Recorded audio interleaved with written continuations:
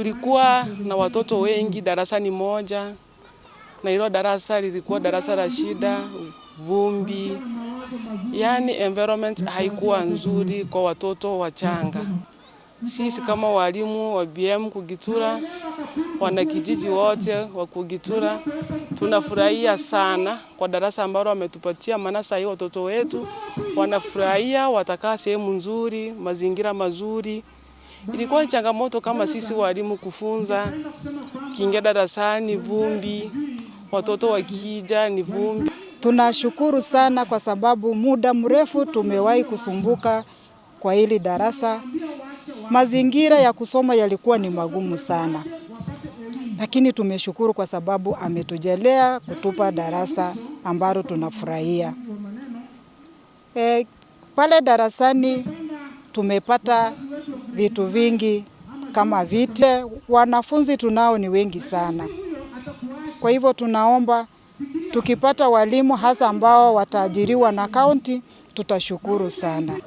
Miundombinu iliyokuwepo isingeweza kuwasaidia hawa watoto katika kujikwamua kwenye elimu, katika jamii na vinginevyo. Sasa darasa hili kama tunavyoambiwa ni kwamba msingi huo ndo unajenga uimara wa nyumba.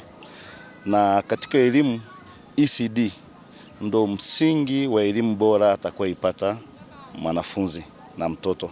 Sasa katika jamii hizi tunazoambiwa kwamba tunahitaji kujikwamua kielimu, tupate mawakili, madaktari, walimu, haiwezekani tukaipata pasipokuwa na msingi bora wa elimu kama ECD.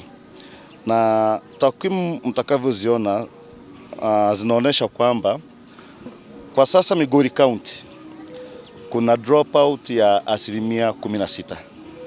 Vijana wanaacha shule, wanaenda kuendesha bodaboda, wasichana wanatahiriwa, wanaolewa. Hii ni kwa sababu ya miundombinu mibovu ambayo ipo katika mashule yetu.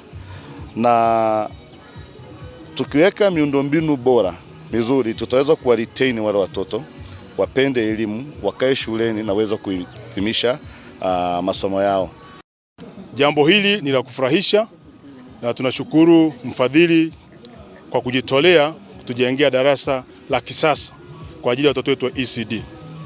Ila sitasahau kuwakumbusha wahusika ambao hili jambo linawalenga direct.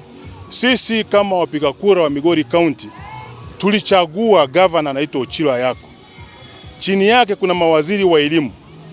Hao ndio wanatakana mambo kama haya wayaangazie. Lakini kwa bahati mbaya hawayaangazii.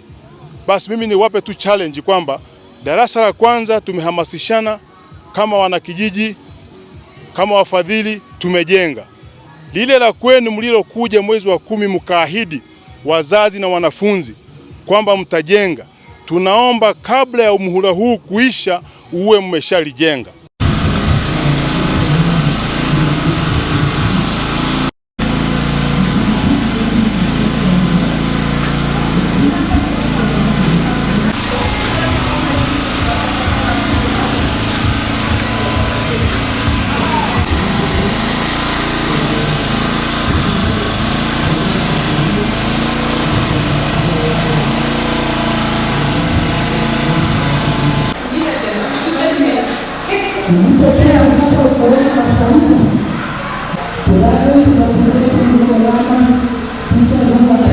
ambaye ni Mr. Jonathan.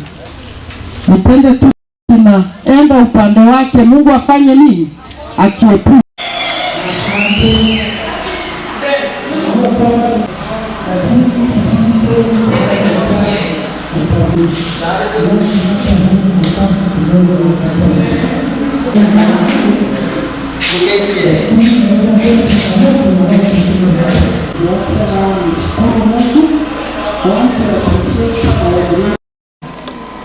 Niwape tu mfano mmoja.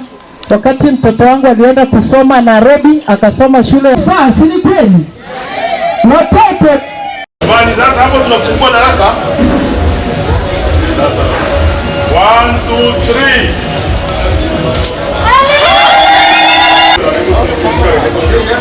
3 First lesson wote tunafundishwa hapa.